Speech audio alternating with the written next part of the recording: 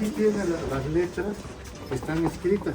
Esas letras ya son de mis sobrinos que vienen, que fulanita, que peranganito, pero estas son los originales que lo hicieron. La vez pasada que vinieron los de la UNI, medio la sacaron, dijeron como en el año 2011 o 12, por ahí así, ya no sé muy bien. Sí, pues imagínense. 26. Entonces, O sea, estamos en 2025, bueno, 100 años. sí, 100 años.